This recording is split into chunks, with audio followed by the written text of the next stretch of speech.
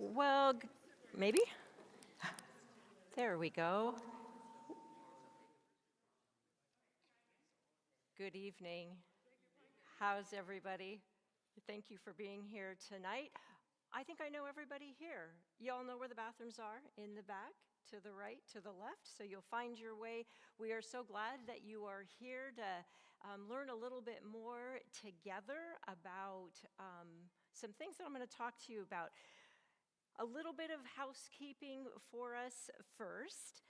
This lecture that we will hear tonight is being recorded, and we're also going to put the PowerPoint on our website afterwards because Miguel moves kind of fast through some of the slides, and some of them are kind of small. So you'll be able to watch it later, and you'll also be able to take a look closer at some of the slides that he has for us. So we're so grateful for our Race and the Church team for bringing us this 3-part series, and tonight is part 1. And I'm going to introduce you to our guest speaker in just a moment. Our Race and the Church team has been meeting for almost 6 years now, and I want to share with you just a little bit of their mission statement. I'd say our mission statement. As a response to the call of Jesus to love our neighbor, the Race in the Church team's mission is to journey alongside our congregants, our neighbors, and our partners in ministry, leading to a more just society for all people. As followers of Christ, we are called to resist these injustices and to extend hospitality that reflects God's inclusive love. So the guiding framework for the Race and the Church team has been ARC, which stands for Awareness, Relationships, and Commitment. Tonight and with this series, we're focusing on awareness. So how do we build awareness? We read books and we have discussions. We listen to speakers and we ask questions with respect, with humility, with a curiosity to learn more. We pray to God to open our hearts to better understand the struggles of our neighbors. And once we're better informed, then we get to wonder with God what is ours to do. These upcoming topics are just tiny pieces of this great big complex issue called immigration. And I think it's important to say up front, we are not policymakers. There are really smart people working on policies, and that may be your calling, and we say God bless you and Godspeed. We want our conversations to continue to be nonpartisan. We believe that our calling as followers of Christ is to love our neighbor, period, which means that we believe in the dignity and the worth of every individual. So rather than focusing on the what, we are focusing on the who. We believe that Jesus is always about the who, reaching out and caring for the other. In Matthew 25, Jesus said, "I was hungry and you gave me food. I was thirsty and you gave me something to drink. I was a stranger and you welcomed me. I was naked and you gave me clothing. I was sick and you took care of me. I was in prison and you visited me. Truly I tell you, just as you did it to one of the least of these brothers and sisters of mine, you did it to me." So tonight we get to hear from one of our ministry partners, Reverend Miguel Estrada, who will share about the farm workers in Immokalee for about 45 minutes, and then we get a chance to ask him some questions. Then on Monday, October 20th, we're going to take a glimpse into the refugee experience by watching together a short video called "To Breathe Free." This film follows the 5-year journey of a Syrian family that is fleeing a war. They end up in refugee camps in Jordan and eventually start a new life in Washington, D.C. through a church sponsorship program. On Monday, November 10th, we're going to take a glimpse into the detention systems by discussing another short documentary called Locked in a Box, and we are going to ask you to watch that in advance. This film takes a look at the experience for people who are fleeing their homelands in search of safety and freedom and what their detention experience is about. There are sign-ups in the narthex. Sherry was sitting back there earlier. She'll be out after the conversation if you want to sign up for any of those small group discussions if you know your calendar. They'll also be under the tree and during our fellowship time on Sunday mornings during the month of October to answer other questions.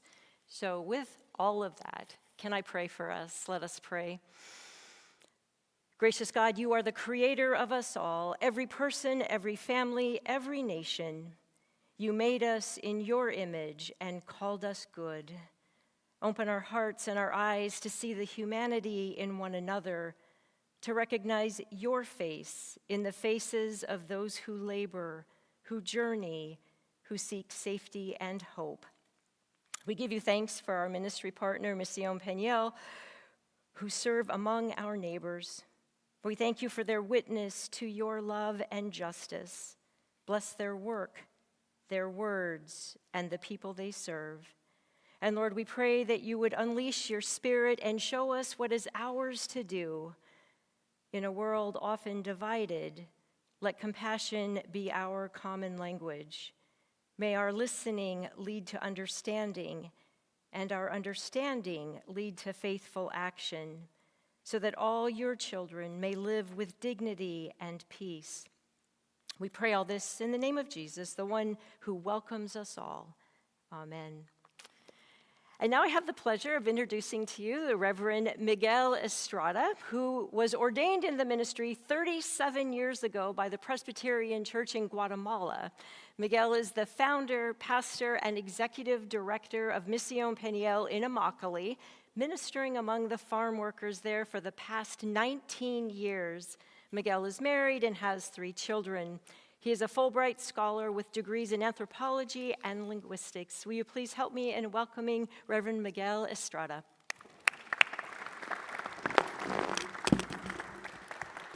Oh, you came undone. You know what?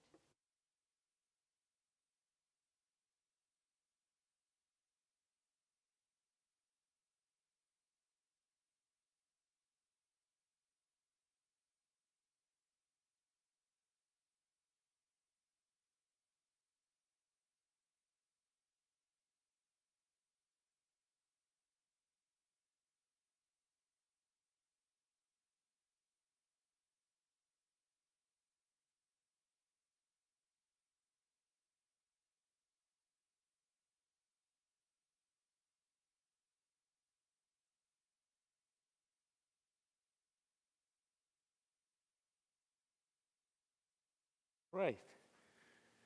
Sorry for that. I need something to break the ice, so. Thank you very much, Larry.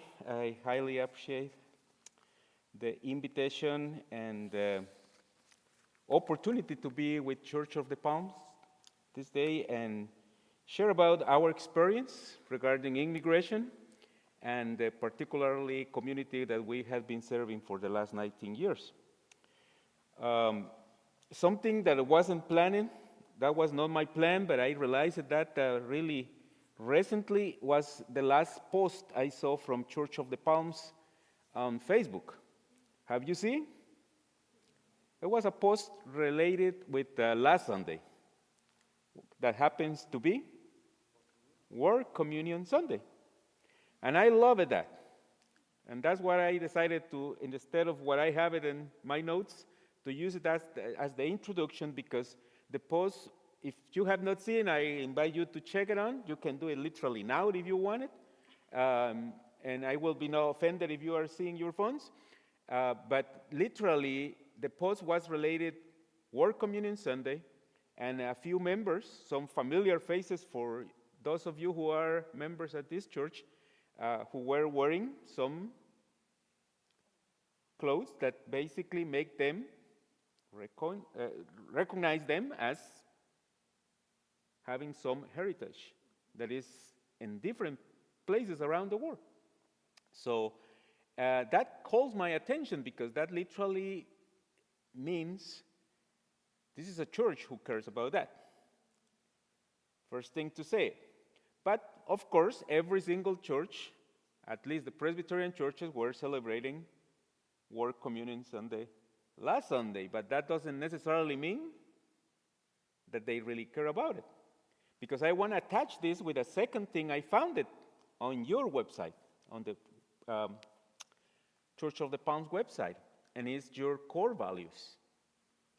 And I will say that reading about those core values, at least 50% of your core values are directly pointed at the issue of welcoming everyone, loving all, and what would be the third one? I'm testing you now. Do you remember? No, I care for the world. Because, that's the real deal. I mean, when we walk through the issue, if you want to call issue, or the theme of immigration, those three values, those three core values are basically what must to guide our conversation as Christians and believers. Unfortunately, that's not what we have been seeing recently, and that's part of what I will be sharing with you. So let us speak about faith and immigration. And as I decided to put over there, there's a lot of questions for a broken system. Since January, I have been having conversations about immigration with many people who call me, who email me, who text me, or who came to Immokalee and want to sit and speak about it. So there are too many things. Being the first one in this series is a real challenge because for sure I will be not talking about everybody's wondering to hear about it. I will be reducing in this case to some specific issues that I consider were the ones I really want to point it at. But for sure, I will be leaving behind me a lot of more questions. So as one of my seminary professors used to say it, if you have questions, you can ask me. I will help you to make them bigger, okay? But that's the deal, because when we talk about immigration, this is the deal. There's nothing that is operating under the time we are facing today under regular law or common sense. Everything is going just straight on the opposite direction. So it doesn't matter what the law said about immigration. It doesn't matter what it will be human, what will be respecting dignity and basic human rights for everyone. That doesn't really matter at this point. That's really sad to say it, but it's the plain reality that we are facing. So let us move it in that direction. First, we need to answer, I believe this question is important. Why do people migrate? Why? Well, we found that people migrate to escape difficult conditions. That is basically called, in some ways, push factors, and to seek better opportunities that are usually called pull factors. There will be a biggest list that you are seeing on the screen at this point, but just to mention some of those pull or push factors could be the realities like, few jobs in their original place. Sometimes could be social convulsion like war or other kind of trouble around.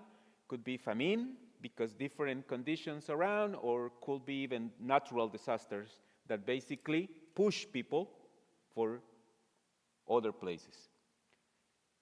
Those are, as I say, just examples. There are not all the list that could be named.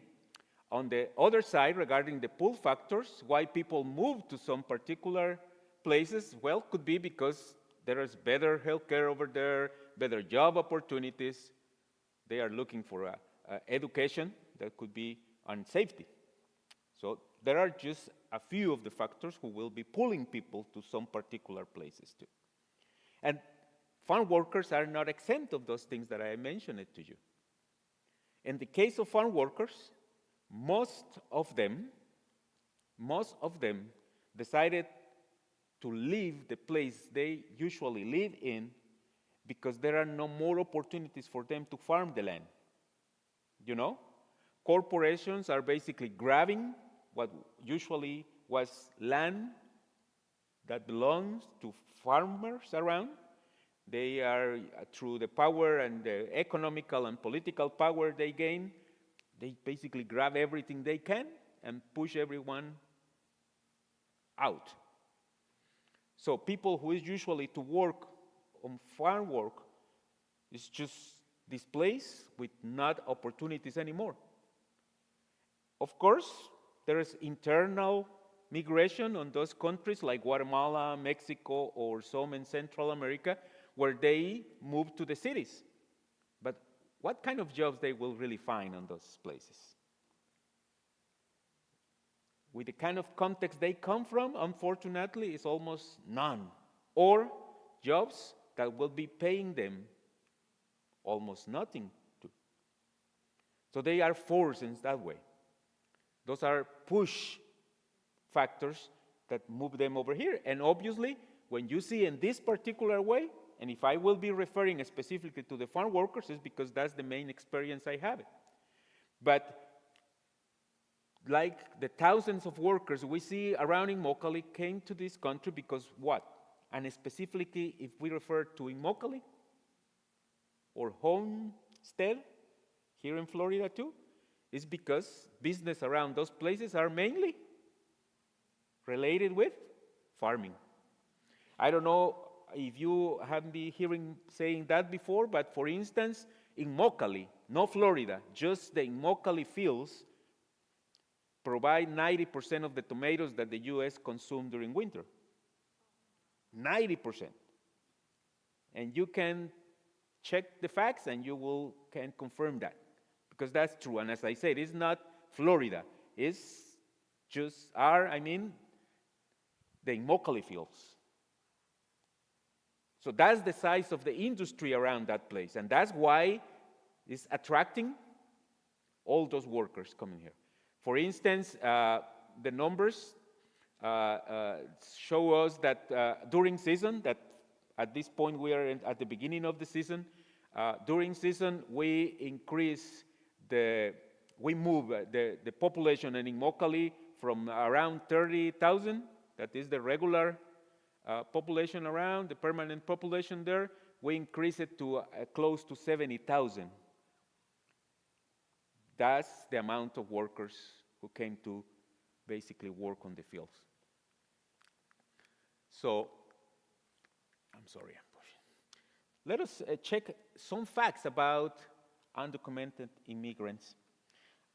Why I believe this is important? Well, there is a lot of prejudice, stereotypes, and myths about immigrants. Particularly about those who have not documentation.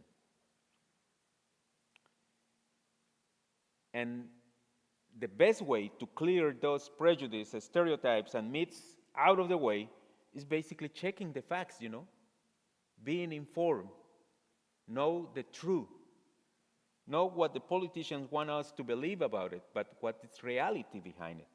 And that's what I want to show you.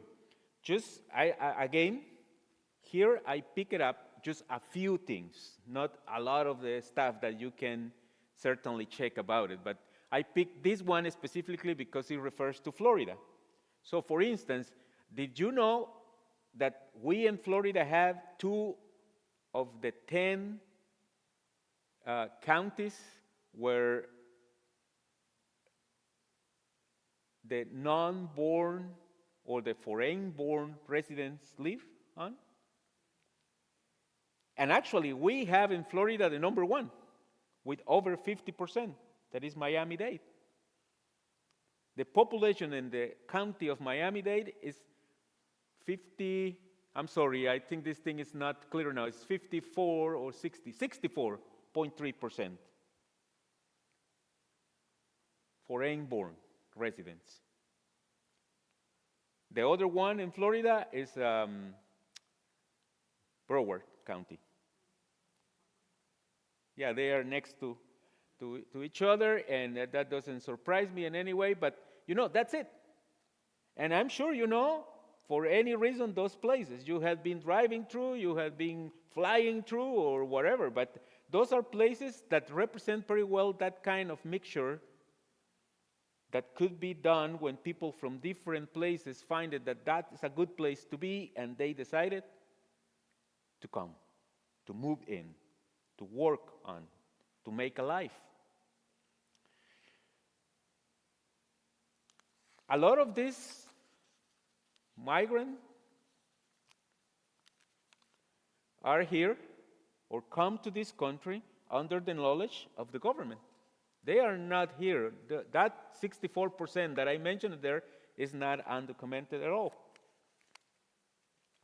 Some of them are, but a good number of them are not. They get it here with, let us say, permission of the government. They get an entry through a port of entry, and they get permission to work to.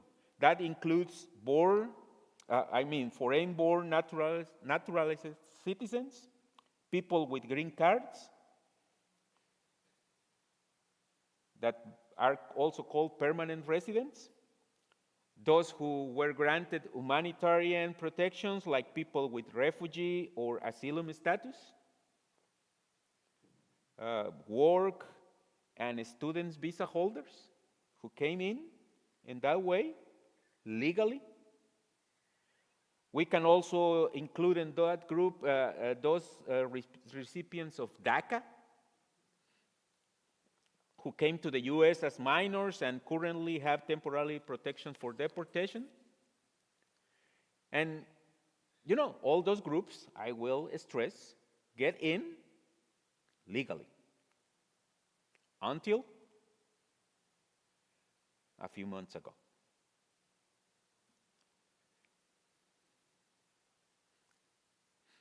I will refer to that later. What kind of jobs the non-born people do around us here?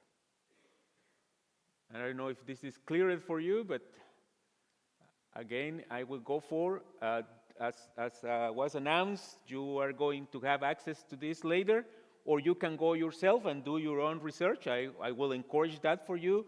US Facts is a really good place where you can check this kind of stuff, and they are not partisan, non-profit organization who regularly work with this kind of stuff and illustrate it very well. But you see, the number one job done by the foreign-born workers is construction, 28.6%.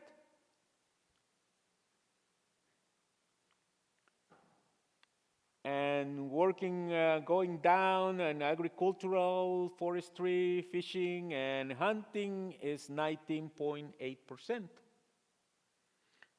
And just to mention those two, but there are too many other things that you see: public administration, mining, information, financial activities, education and health services, leisure and hospitality, transportation and utilities, and it's quite a list where people, that is foreign-born, are working.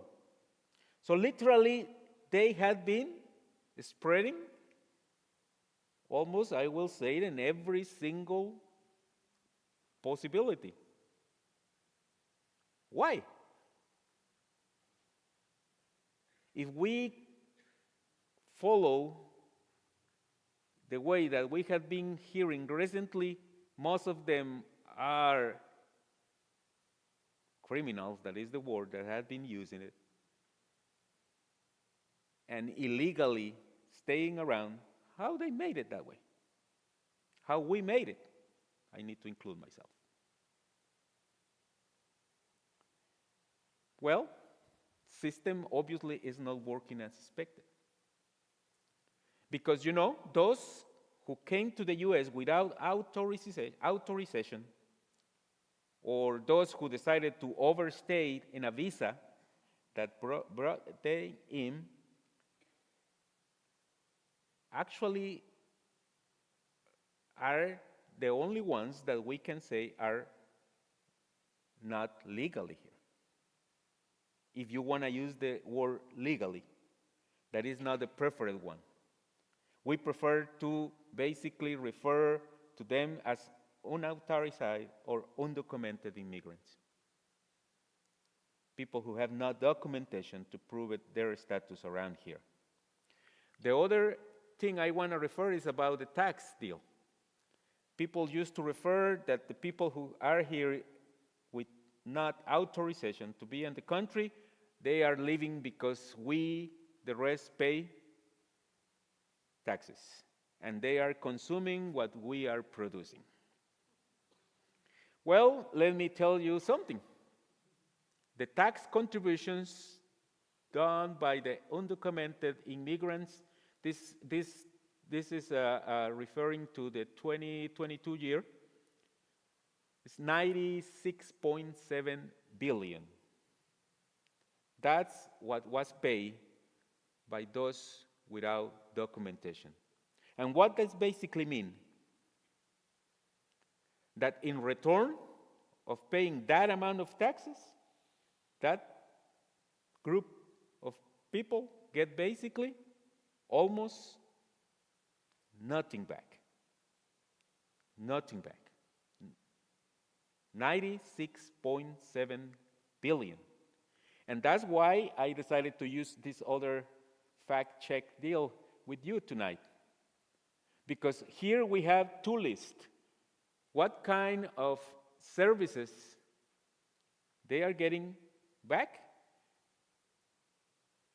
in return of those taxes they are paying, as the regular citizens will get it. And you know, the only thing, I don't know, I'm sorry, do I have a pointer here? Oh, yeah, I have it. Well, this thing is turning red, so. But it's not getting, no, it's not reaching the screen is, yeah, the screen is too far. No, it's there. It's there, but it's not there. Okay, well, anyway. I'm sorry, I apologize again. The size of this thing is not helping at all. But if you see on the green deal, everything on green is what people regularly can get it. On the red or pink, whatever you prefer to call it, is what people is not getting. Well, everything in green is for citizens, green card holders, and people under asylum or refugee status. In the left side. Everything on the other side, on red or pink, is what people under DACA, with a non-tourist visa, asylum applicant, and people without authorization to be in the country is getting. So what is the only thing that people without documentation is really getting? It's education, from public education from K to 12. That's the only green you see in the whole thing, in the first part. That's the services. And regarding duties, that is the last 5 lines, that's regarding the duties. And there is also just one green line. Guess what that line is? Paying taxes, exactly. Because that's something really important for me to stress tonight. Even the farm workers picking tomatoes on the fields of Immokalee, they are paying taxes too. Because, you know, those corporations that they work with, yeah, there are a few small farms around Immokalee, but most of those farming tomatoes over there are corporations, huge ones. Huge ones. And they are forced by law that before they pay each farm workers, they collect the taxes and move it to where it belongs.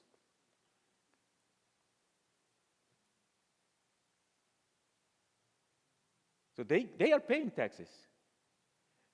They are not freeloaders. They are not getting a staff from the money you are paying through your taxes. Just the irony of this is that even that they are paying this, they have not access to the services that the rest of us who pay it have. Oh yeah, but they go to the hospital. That is true. But in that case, let me get back to this. Oh no, I'm sorry, I have a better one for that. You know why hospitals take people without insurance and without documentation in an emergency room? Because that's the law. They have no option. They must to take care of anyone who showed up an emergency and have a real emergency. But guess what happened? Immediately the emergency is solved. If you don't have insurance, what they do with you? Invite you to leave. And invite is a really nice way to say it. I had been picking workers from the emergency door after they are literally kicked out of the place because they have no insurance, who will pay for anything needed as an extra after the emergency is done. And yeah, they got that. But you know, that is paid with the taxes they also have paid. Not with your money, not with my money, not with anybody else's money. Because there is something that they call Medicaid emergency or emergency Medicaid. But the emergency Medicaid spending in 2023 was 0.4% of the total of the Medicaid expense. Not even 1%. So if I am a farm worker and I have an emergency and I ended at the hospital and they ended taking care of me, I will be spending from the total taxes I paid 0.4%. The rest is gone. So who are the real people benefiting from the taxes that the farm workers and other undocumented workers are paying? The rest of us. The rest of us. That's part of the deal. So we get to the point where today, cutting everything they could, we get to the point where the only place they are putting billions of dollars at this point is trying to get rid of people who has not way to prove their status here, or even if they have it, who cares? They don't look as the majority, so we must kick it out. So far, you know, the plan is to spend $45 billion for detention centers by 2029. That's the plan. With the idea to increase to 750,000 additional beds, what is already around. And as you can see in this way, now the current budget is for almost a little bit over $4 billion. That's the actual budget for. But they expected between 2025 and 2029 to move it to $45 billion. Just for that purpose. The deal here, and I will refer to that later again, but just to say it now, is this is good business. Those detention centers are basically owned by who? Private companies. Private companies. So, in total, this is what we have been seeing was approved recently. 170 billion to build the largest deportation force in the world. And as I say, these are numbers that you can check and verify by yourself.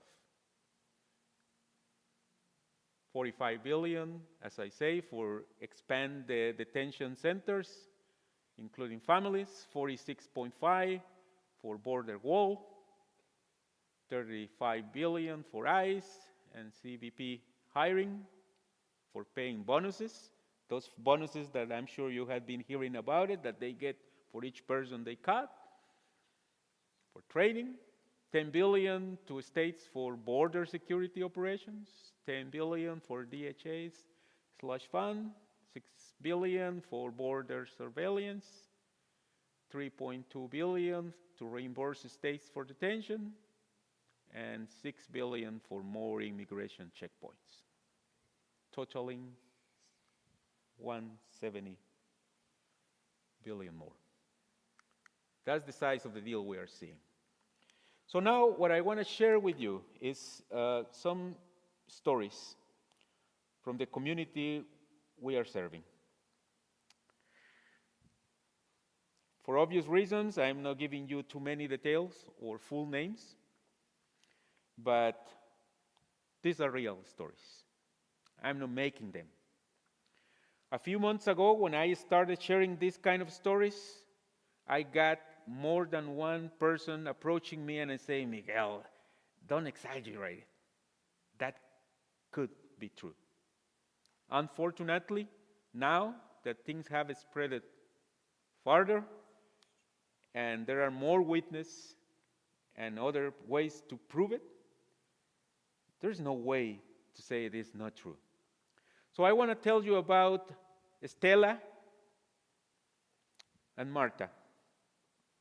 There are two girls, 11 years old and 8 years old. We have a food pantry at Mision Peniel that operates on a weekly basis. So every Friday we open for that, and we have an average of 450 families coming to pick up food and other goodies that we are able to collect.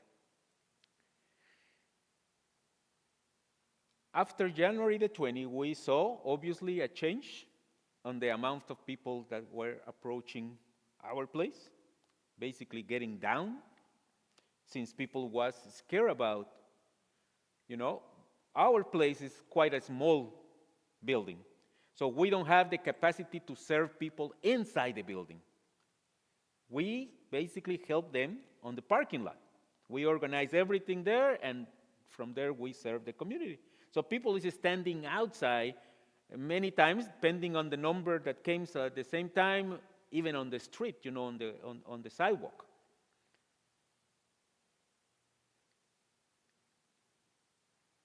A couple of weeks after January the 20th, we start realizing something that wasn't accordingly to our policy. And the volunteers immediately came to me. We get a bunch of kids coming by themselves asking for the food. Because our policy originally was, we serve adults. We don't sell minors. If a minor showed up, they must be with an adult. But here we are. Those two girls that I already mentioned to you are standing there, and they call me because we know them. That's one of those families that we recognize. And I say, what happened? Where is your mother? And they first start crying to basically tell me, mother is at home, but she's so afraid to walk out because she has no documentation. Those two girls are U.S. citizens because they were born here in this country. And mother say, you are safe. Go for it. But they were not the only two kids around. So I learned that day why mother was too afraid to walk out. Because 2 days before, the father was picked by ICE and literally disappeared. in the system, because that's one of the realities we are now facing. And I will give you a little more details with another story about that. Because there is no way you can really know where somebody is taken. Sadly. So those two girls were scared because the father just disappeared. They were scared because the mother was just telling them, now is your job to go and figure it out, bringing food back home, because she doesn't want to take the risk to walk there. So I was talking with some of you before we started tonight, and the same thing that you are living here, we are living there. There are parents who are afraid to go to drop their kids at the school or go and pick it up. Because unfortunately, we had seen in Immokalee eyes running around schools at the time of arriving or at time of release. And if you question them, they say, no, we're not doing here. But what do you mean not creating any trouble when you are literally driving around and around and around the school? What kind of environment you want to create with something like that? So now, policy, forget about it. We threw it away. We are serving now kids, a good number of kids every Friday, that we recognize them without parents around. So Jose, for instance, he is a boy, a 7 years old boy. He's the only kid at home that now is coming by himself. But that's not the sad part of. The real deal is that Jose is not living anymore with his parents because both were picked by ICE. Jose is living now with a neighbor who decided to open the door for him and welcoming him around. But they are not bad people. But they make it clear to me, not to Jose, but they approach me and I say, please give him the food because we cannot afford to feed one more.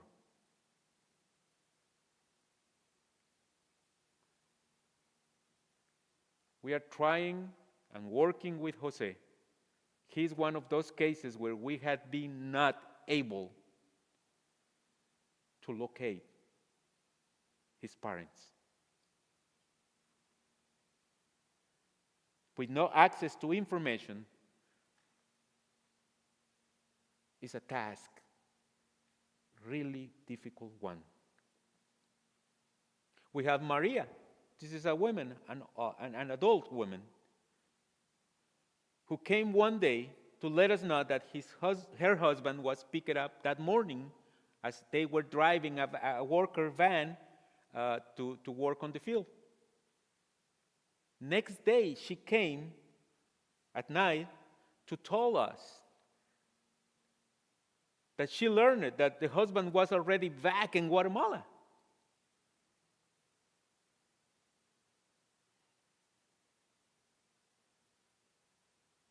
He has a process of asylum process, but he has never had the chance to speak with a lawyer or to explain to them or to show to them any kind of paperwork.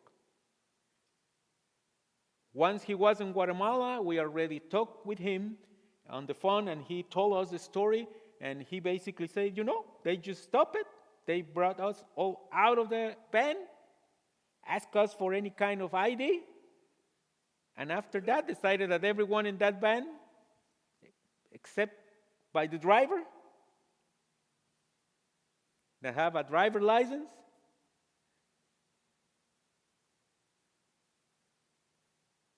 they took them, they brought them to the detention center in the Everglades. He was one of the very first one on the Everglades. So he described it to us, what he and others saw inside that place. And you have been hearing stories for sure about that. Not exactly good stories. We have the story of the one that because complaining, he was left on the outside for over 12 hours without water and just in a cage, literally in a cage outside, and spend the whole day there as a retaliation for just complaining. Complaining about what?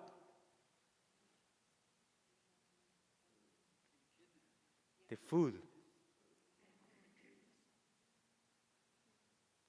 Not the quality of the food, but the lack of food. He basically expressed he was hungry. That's the kind of stuff we are seeing around.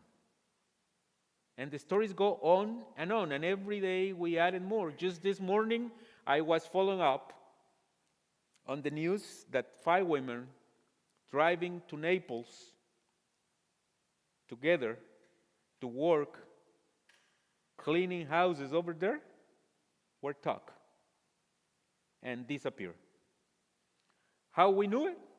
Because somebody else who knew them was driving behind, and that one wasn't stopped.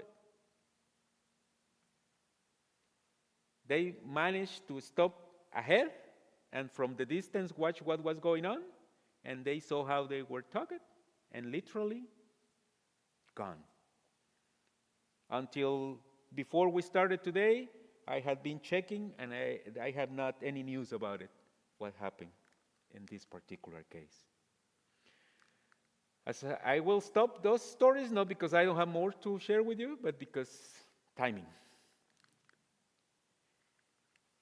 This is something that somebody, the acting director in April 8th of this year, the acting ICE director said, we need to get better at treating this like a business, like Prime. You can deduce the Amazon Prime he's referring to, but with human beings.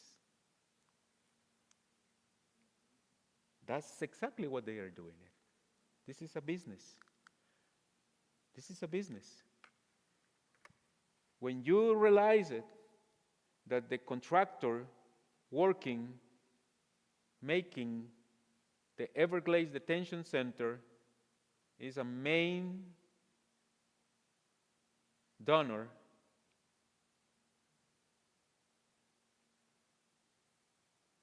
and he get that kind of business on back, that means something. When they are not clear enough about how exactly they are working those kind of business, and they try to evade, and to not be clear about it, anything that is needed for, that basically show you where you are. And I'm sorry, Larry, you say that we will try to be no partisan in that way, but that's the plain reality that we have in front of us. There's not something we can avoid it. So what do we have to say about it? I want to share with you this quote from Dietrich Bonhoeffer, somebody that I know for sure many of you know about it. Your yes to God requires your no to all injustice, to all evil, to all lies, to all oppression and violation of the weak and poor. If we are saying yes to God, there's no way we can say yes to these kind of deals that we are facing today.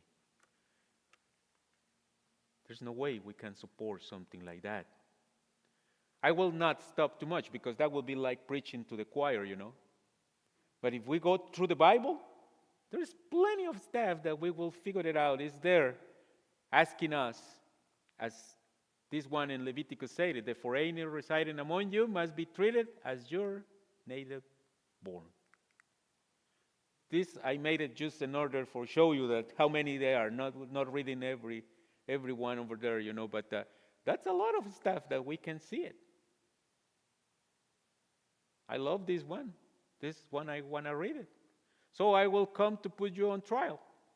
I will be quick to testify against those who defraud laborers of their wages, who oppress the widows and the fatherless, and deprive the foreigners among you of justice. And obviously, the one in Matthew 25 that was already. There's a part that is on purpose put it out. What is the part? I was a stranger, and you welcomed me in. Because this is the way that some of us are trying to live the gospel today. Taking what we like it and sounds good to us and fit in our way to understand the word, but leaving out what is not important. Another one from Revelation, Problem is this, and here is a quote from Jonathan Swift.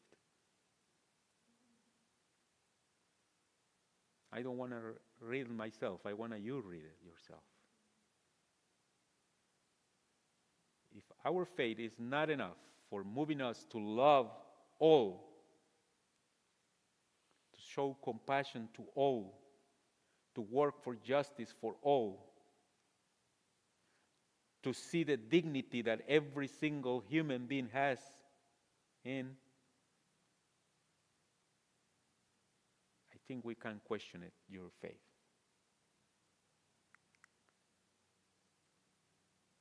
This as the end from Stan Mitchell. I have been part of a group of people who had been making vigils every single Sunday evening in front of the Everglades Detention Center. We are there every Sunday at 5 o'clock, if for any reason you want to join us.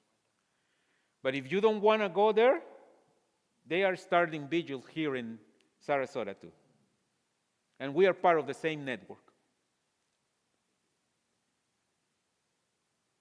But this is one of the things I mentioned in one of these days to the rest of the group of priests that we usually met there. Because I love this, and I think it's true. If you claim to be someone's ally, but aren't getting hit by the stones through at them, what that means? You are not close enough. Is a risk? Yes, it is. But who says that living accordingly to the gospel was not a risk? I never have read something like that on the gospel. I have read the opposite.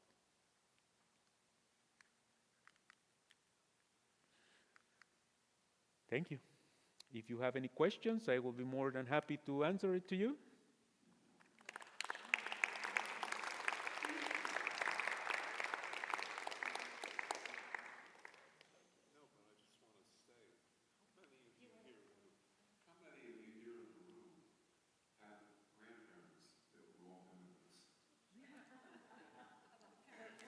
All four of my grandparents came here in the 1890s, and they may have gotten documented at Ellis Island, but they were all immigrants, and they came here for a better life.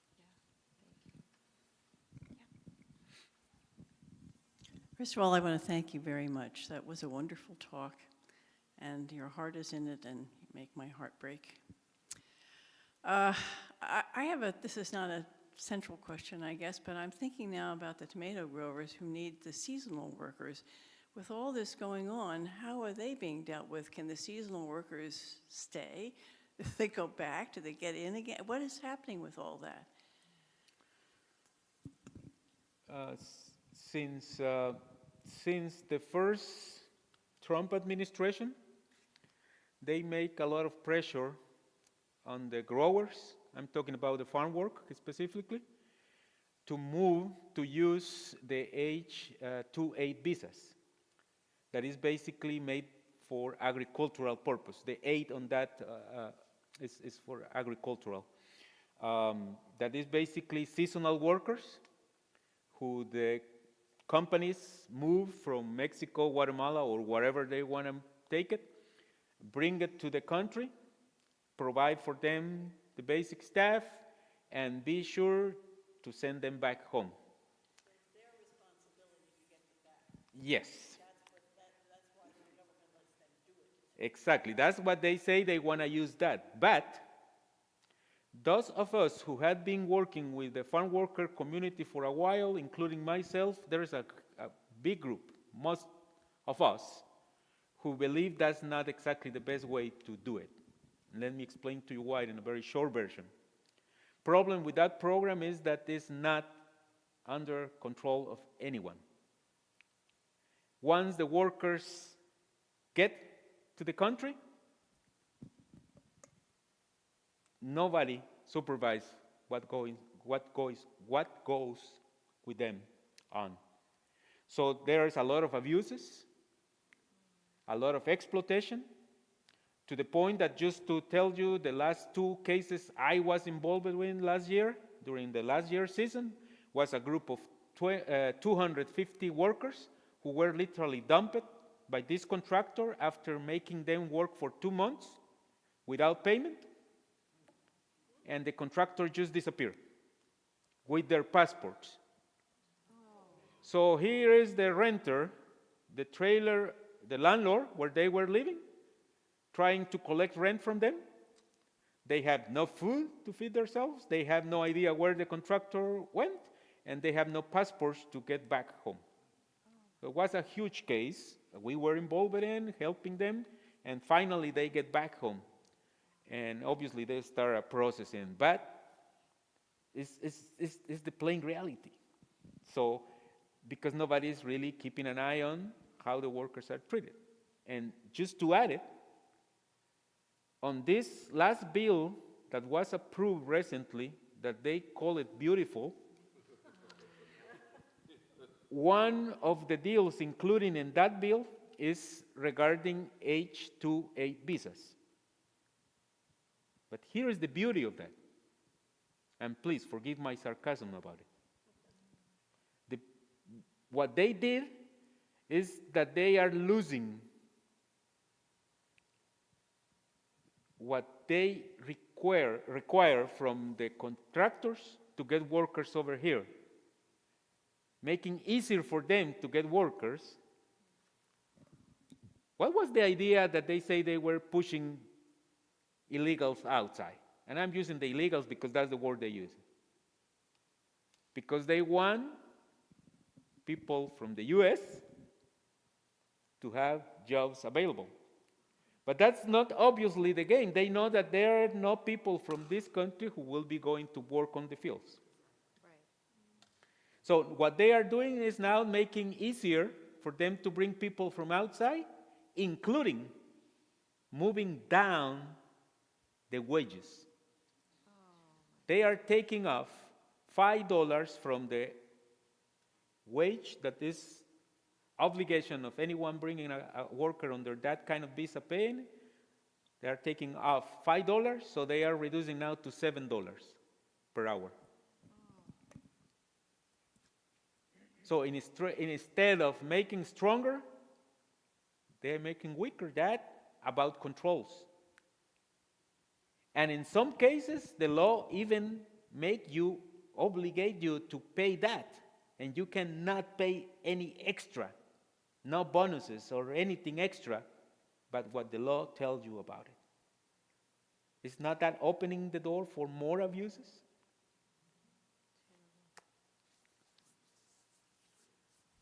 Yeah. Thank you. I'd also like to thank you for being here, and if you'll pardon my ignorance or naivete, what is keeping people from becoming documented? I mean, it seems like wave a wand and document everybody and we wouldn't have a problem with undocumented. I mean, what precludes people from becoming documented? At the beginning of my presentation, the first slide said a broken system. The system is a mess, to put it another way. Just to give you an example, if we talk about farm workers, yes, I refer to the H-2A visa. But in order for you as a farm worker to get that type of visa, you need somebody, that basically means a contractor in the U.S., to fill the application for you. You cannot do it yourself. And besides that, many contractors take advantage. They go to Guatemala, to Mexico, or any other place in Central America. They know the communities that are facing the worst of the economy there. And they came and say, okay, I need 500 workers. But each one of you need to pay me. You put the number. And usually it's thousands of dollars in order for me to include you in the list. Every year. If you are getting through that way. On the other side is if you can go to the U.S. consulate and try to apply for a visa. First, just for apply, you need to pay. And they just raise it up over $1,000 for application. That doesn't mean anything. You just pay it in order to apply. After you apply, you need to prove that you have enough that is bringing you back to the country if you are living now. That basically means the first thing they check is your bank account. You need to prove it about how much money you have in the bank. You need to prove it that you have a work there, a job over there. But if you are wondering to come to work here, it's because you don't have a job over there. So how that works, And you need to prove that you have properties there. Land or business or whatever else. So even applying for a tourist visa is a nightmare. And I went through that. So that's why. It requires a lot of money. And the staff that people actually don't have it. So, and once you get here, there are processes, but those processes take a lot of money too, and a lot of time. Just for instance, for somebody from Mexico, just to give you an example, if you go inside the line, you go in the line, if you are applying for residence because you have a relative that is already a U.S. citizen or a resident here and he's supporting you in order to do that, there will be over 20 years before you get your application considered. No kidding. Every country has different timings, but that's part of the deal. So people don't like to be without documentation. It's just that the system don't allow them to really getting through. It's really complicated. Due to all the unrest that you're dealing with, is the production of the crops down because you have less people there? They're possibly scared to work or to be there. So is it affecting the production also of the tomatoes and other crops?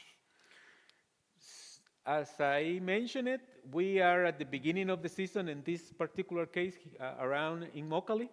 So we are keeping an eye on. I don't have an answer for that now because this is just the beginning of the season around here.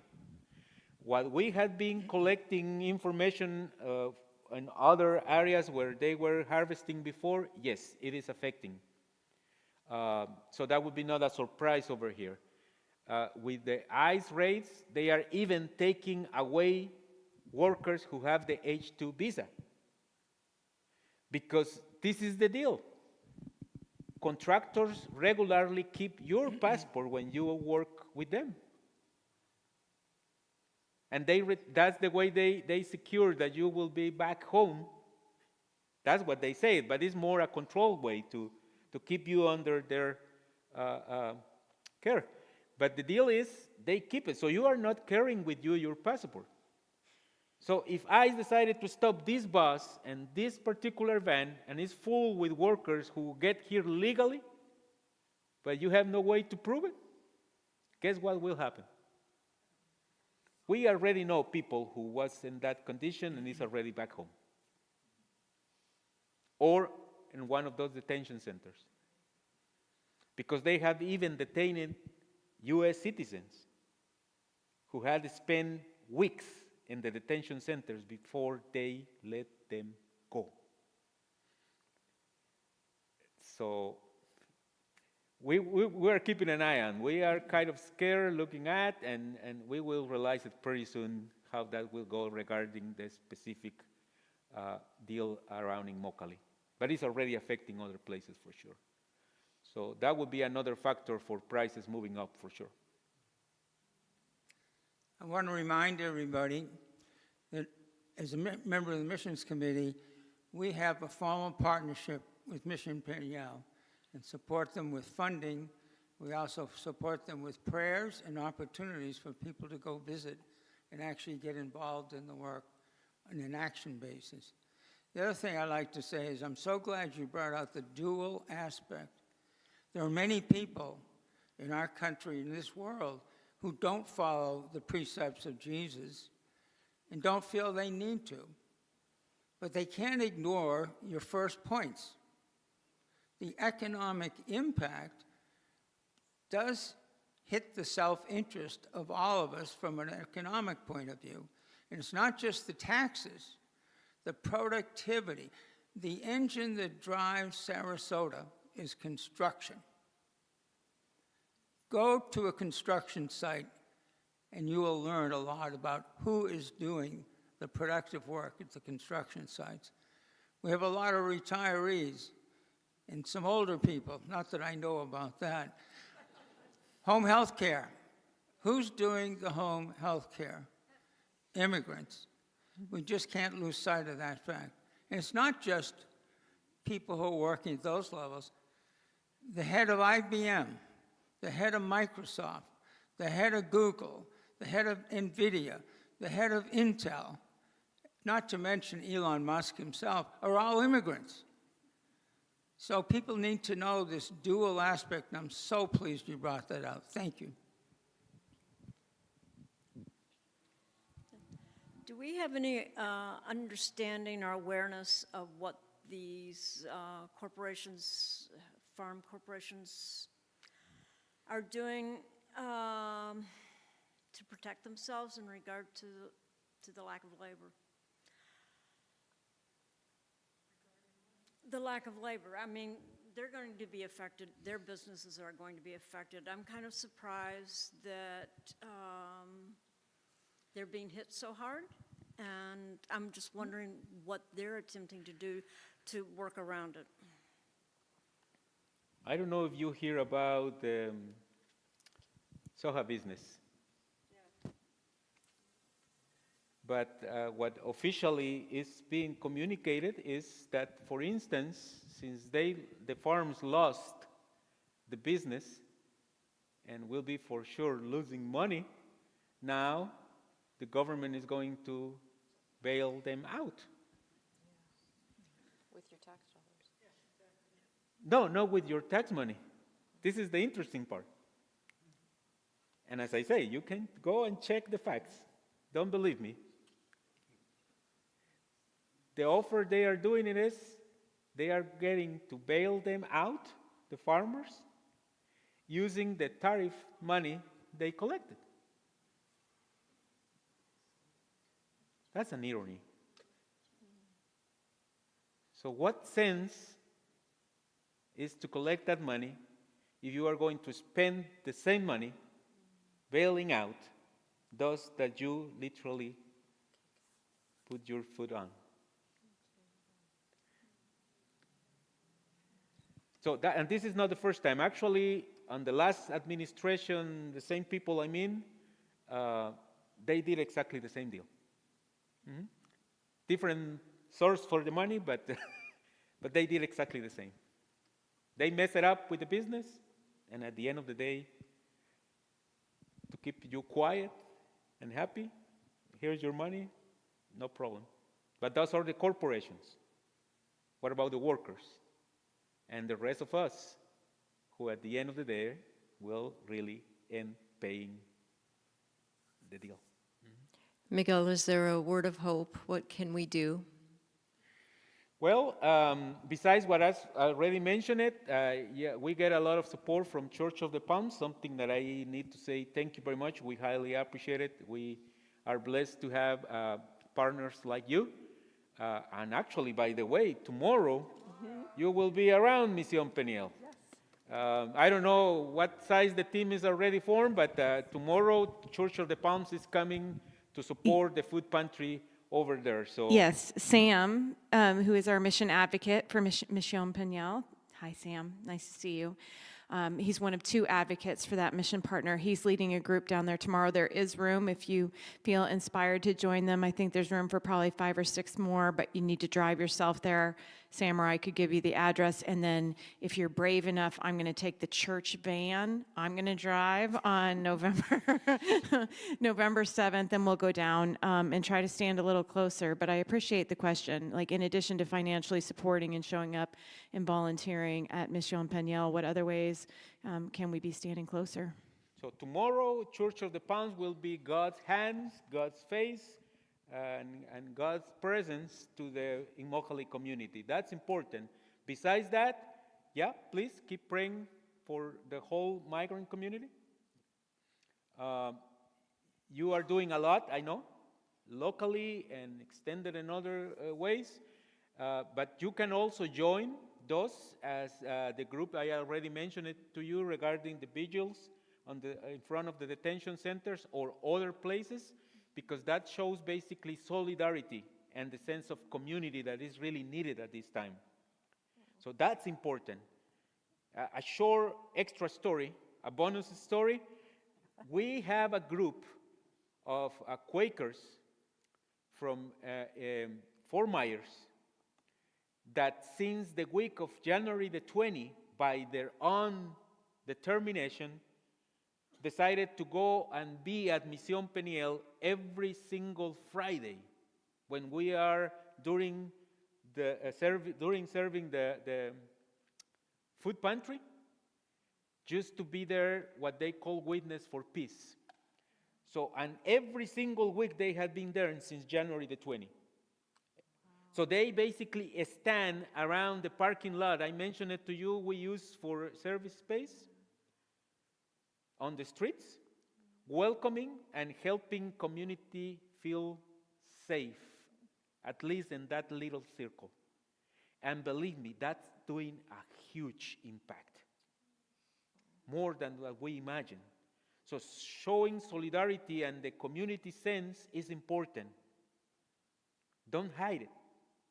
Show it. That's important. And last but not least, you can call your representatives and make them know what do you think about it. Please do it. That's important. Thank you.